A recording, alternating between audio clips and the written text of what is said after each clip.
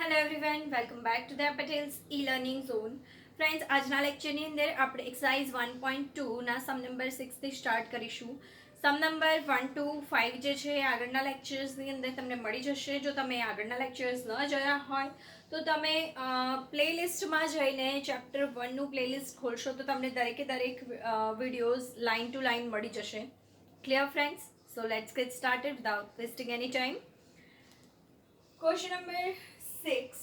Find the probability of getting R in the first place and M in the last place when all the letters of the word random are arranged in all the possible ways.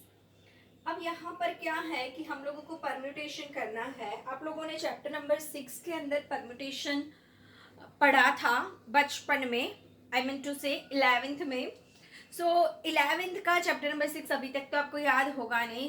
पहले तो मैं आपको थोड़ा सा एक brief view दे देती हूँ कि व्हाट इज़ परम्यूटेशन. देन हमें जब भी कोई चीज़ को अरेंज करना है लाइक 1 2 3 4 5 6 7 8 9 एंड 0 से हम लोगों को अलग अलग नंबर्स बनाने हैं.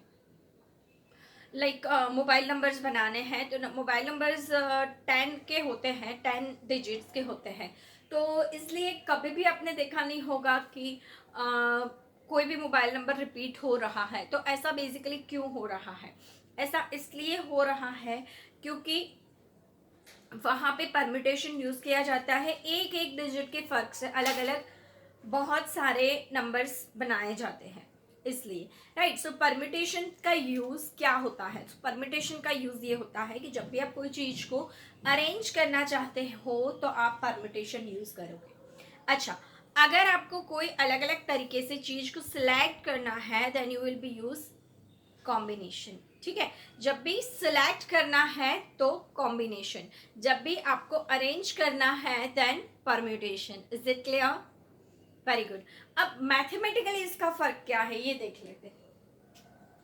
मान लो मैं बोलूं 8p3 तो इसका मतलब है मैं 8 लोगों को 3 जगह पे अलग अलग तरीके से कैसे बिठाऊं. 8 लोगों को 3 जगह पे अलग अलग कैसे बिठाऊं, और उसका मैथमेटिकल सॉल्यूशन है 8 into 7 into 6. This is 8p3. अब 8c3 होगा तो इसका मतलब ये है कि मैं अलग अलग 8 लोगों में से अलग अलग कितने तरीके से मैं 3 लोगों को सिलेक्ट कर सकूं. 8 लोगों में से अलग अलग कितने तरीके से मैं 3 लोगों को सिलेक्ट कर सकूं. तो जब भी मुझे सिलेक्शन यूज करना है I will be use combination. Clear? समझ में आया? ओके. सो मैथमेटिकल अगर देखें तो इसका मैथमेटिकल ये होता है 8 7 6 और 3 2 1. मतलब ये नीचे वाला जो R कहलाता है वहां से आप वापस स्टार्ट करोगे 3 2 1. Clear? Is it clear? Okay. So C का आंसर जो है कॉम्बिनेशन का वो थोड़ा छोटा आएगा, परम्यूटेशन का आंसर बड़ा आएगा. रीजन इज कि उसमें डिनोमिनेटर में कुछ नहीं आता है. क्लियर? अब यहाँ पे जो सम हमको बोला है उसमें ये बोला हुआ है कि रैंडम वर्ड के जितने भी लेटर्स हैं इन सबको यूज करके आप लेटर्स बनाओ, बट उसमें R एंड M वो दोनों का प्लेस फिक्स रहेगा. पहले तो अगर कोई कंडीशन नहीं है, सम नंबर 6 कोई कंडीशन नहीं है तो हम रैंडम वर्ड के सभी लेटर्स को यूज करके कितने बना पाएंगे. तो 6 लेटर है सो 6 पे 6 it will be 6 factorial. 6 factorial मतलब 6 into 5 into 4 into 3 into 2 into 1. 6 4 24 24 into 5 120 120 into 6 720. So your n is equals to 720. ठीक है. अब इसमें बोला है कि R का प्लेस एंड M का प्लेस चेंज नहीं होना चाहिए. R का प्लेस एंड M का प्लेस चेंज नहीं होना चाहिए. ठीक है, नहीं करते हैं. मतलब M is equals to 1p1 R को पहले ही जगह पे फिक्स बिठाना है इनटू एम को भी फिक्स 1p1, एम की भी जगह फिक्स रहेगी, घूमेंगे सिर्फ ये 4, वो इंटरनली उसको एडजस्ट करो, 4 जगह 4 लेटर, सो 4p4, 4p4 मतलब 24, 24, 4 इंटू 3 इंटू 2 इंटू 1 करके आप लिख सकते हो, एज सीधा 24 भी लिख सकते हो, no problem at all. Clear? चलो, so P of A is equals to 24 by 70, no 720, and 24 3s are 72, so it will be 1 by 30. Clear? देख लीजिए सम, नेक्स्ट सम रीड करो।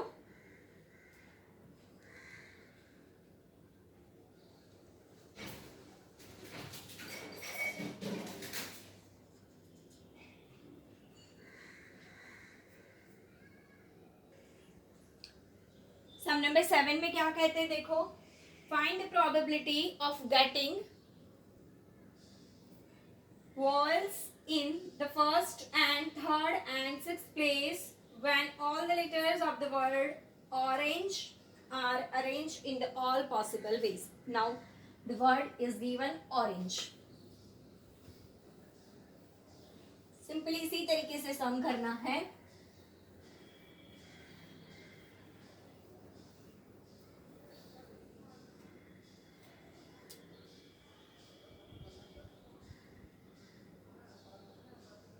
एंड यहाँ पे आपको बोला है first third and six place पे वॉवल्स चाहिए।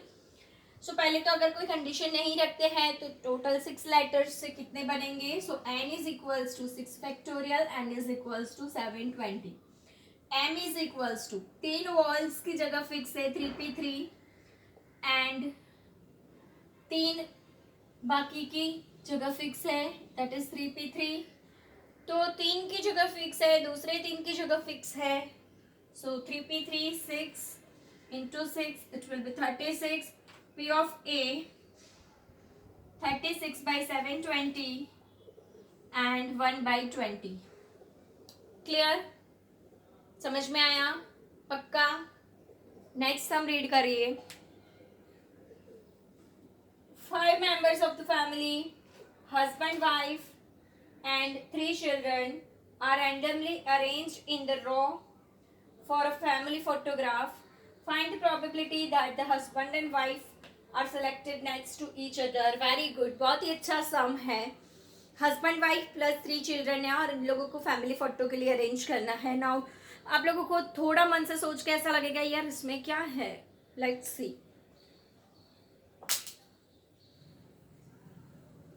सम नंबर 8, सी 5 पर्सन्स को विदाउट एनी कंडीशंस आप कैसे अरेंज कर पाओगे, so n is equals to 5p5, 5 persons plus 5 place, 5p5 मतलब 120। सोचा था कभी कि आप फोटोग्राफ के लिए वो फोटोग्राफर अपने को बोलता है आप पीछे चले जाओ, आप उधर चले जाओ, आप आगे आ जाओ, आप नीचे बैठ जाओ, ये अलग अलग 5 लोग अगर है सो 120 तरीकों से आप पिक खींच सकते हो। समझ में आया? अब हस्बैंड वाइफ को डब्बे में भर दो। क्यों ऐसा? बिकॉज बोला है वो दोनों जहां पे भी जाएंगे साथ में ही जाएंगे, मतलब किसी के भी बीच में बैठे चाहे दोनों झोल पर बैठे पर वो हमेशा ही साथ में रहेंगे, नेक्स्ट टू ईच अदर, हमेशा दोनों साथ में रहेंगे। सो मान लो अब ये 4 इंसान बच गए, सो 4p4, 4p4।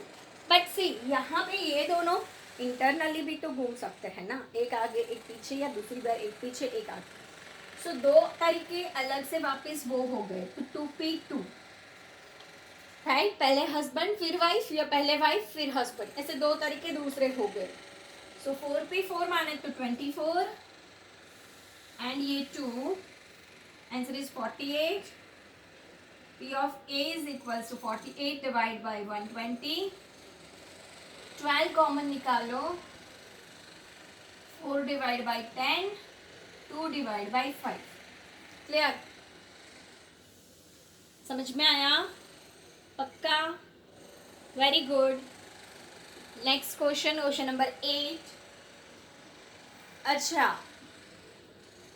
तो बीच में ही आज कह देती हूँ एक चीज़ कि काफ़ी लोग वीडियो को देख देख के चले जाते हैं, वीडियो को लाइक नहीं करते हैं। ये बहुत गंदी बात है। आप लोग पूरा वीडियो भी देखते हो, डेली भी देखते हो और वीडियो को लाइक नहीं करते। वीडियो को लाइक कर दीजिए भाई, प्यार से वीडियो को लाइक कर दीजिए, ठीक है? चलो आगे बढ़ते हैं। Question number 9। 7 speaker A B C D E F G E, no, it's only G, are invited in a program to deliver speech in a random order. Find probability that speaker B will deliver speech immediately after speaker A. कुछ इसी तरीके से है। यहाँ पे 5 लोग थे, यहाँ पे 7 है, एंड आउट ऑफ दिस यहाँ पे हस्बैंड वाइफ को जोड़ना था, वहाँ पे A एंड B को जोड़ना है।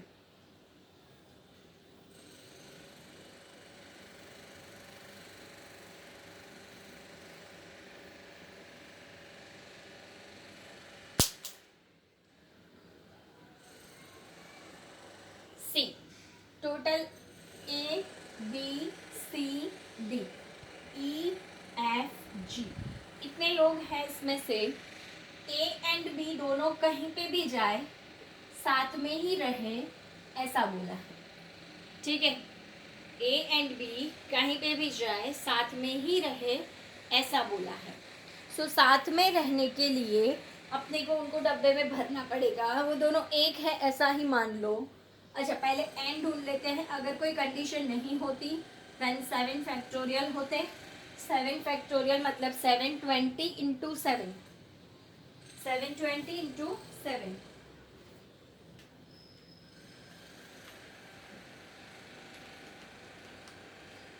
5040,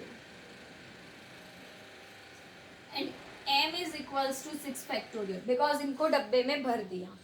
अच्छा, क्या यहाँ पे हम ऐसा करेंगे इंटू 2p2? नहीं करेंगे, क्योंकि वहां पे हस्बैंड वाइफ या वाइफ हस्बैंड बिठाए चलता। यहाँ पे कंपल्सरी ऐसा बोला ए के बाद ही बी आना चाहिए, राइट? सो ए बी ही चलेगा, बी ए नहीं चलेगा। क्लियर? चलो, तो ये नहीं करना है। ओनली 6 फैक्टोरियल मतलब 720। So P of A is equals to 720 divided by 5040। 720 से ही तो 7 को मल्टीप्लाई किया था। ओके, 1/7 सीधा हो जाएगा। क्लियर? चलो फिर नेक्स्ट देख लेते हैं। Number 10, find the probability of having 5 months in the month of 5 Mondays in the month of February of a leap year। अब ऐसे जो भी सम्स है ना, 5 days 3 days वाले, बहुत इंपॉर्टेंट है। ऐसे क्वेश्चंस एग्जाम में बहुत बार पूछे गए हैं और अभी भी बहुत बार पूछे जाने के चांसेस है।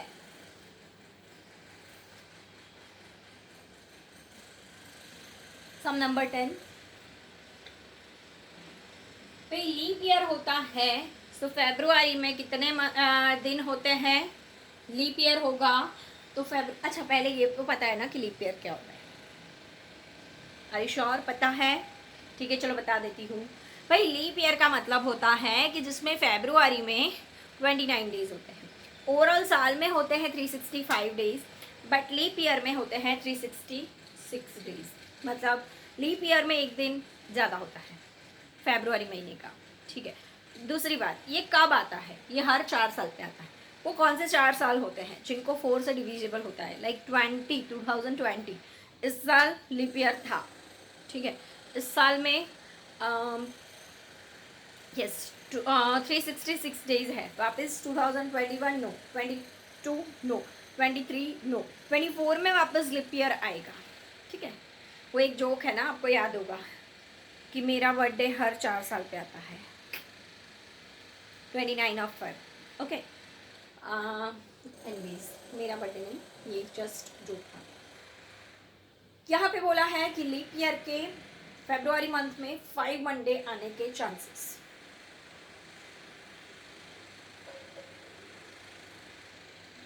लीप ईयर में फेब में दिन होते हैं 29,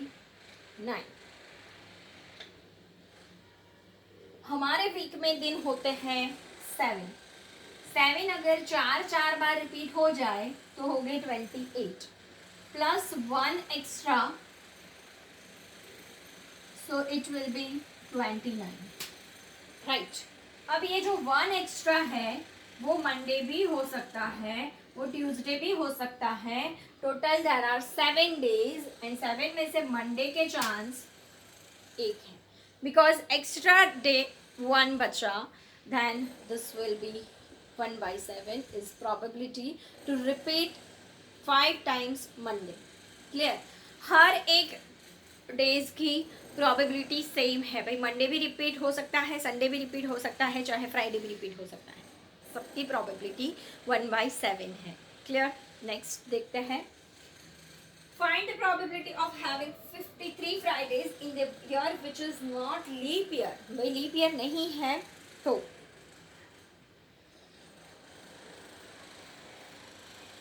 चलो नॉट लीप ईयर,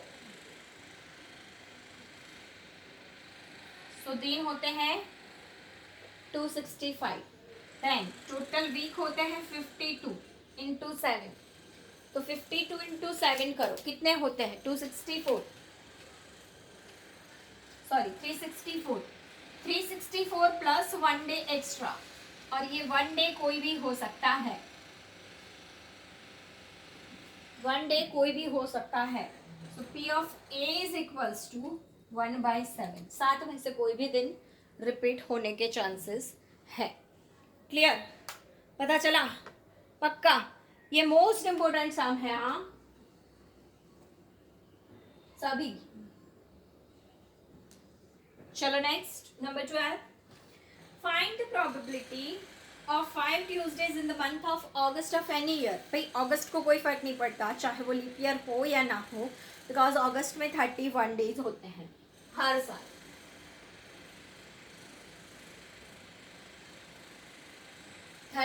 डेज होते हैं, राइट। नाउ हमारे वीकली डेज 7 है, हर एक 4 बार होंगे तो भी 28 डेज हुए, प्लस 3 डेज एक्स्ट्रा हुए, 3 डेज एक्स्ट्रा हुए, देन 31 हो सकते हैं। जितने एक्स्ट्रा दिन उतनी ही प्रोबेबिलिटी बढ़ जाती है, तो 3/7। ठीक है, जितने ही मतलब मान लो कि आपको 52 का क्लास हो और 52 में से किसी एक को सिलेक्ट करना है, देन आपके सिलेक्ट होने के चांस बहुत कम हो जाते हैं। बट मान लो कि 52 में से 10 लोगों को सिलेक्ट करने हैं, देन ऑब्वियसली आपके सिलेक्ट होने के चांसेस क्या हो जाते हैं, बढ़ जाते हैं। क्लियर? समझ में आया? पक्का? बहुत ही इंपॉर्टेंट तीनों सम्स, अच्छे से कर लेना, अच्छे से। ओके, सो आज के लेक्चर के लिए इतना रखते हैं। नेक्स्ट लेक्चर से कॉम्बिनेशन वाले सम स्टार्ट करेंगे, ये परम्यूटेशन वाले सारे सम्स आज कर लिए। That's it for today, thanks for watching. Video को लाइक नहीं किया कर देना, और अगर आपको ये लेक्चर में मज़ा आया है दैन ये मज़ा आप अपने फ्रेंड्स को भी दे सकते हो, लाइक आप शेयर कर सकते हो वीडियो को उनके साथ, एंड अगर चैनल को सब्सक्राइब नहीं किया then do subscribe. Thanks for watching. जय हिंद, जय भारत।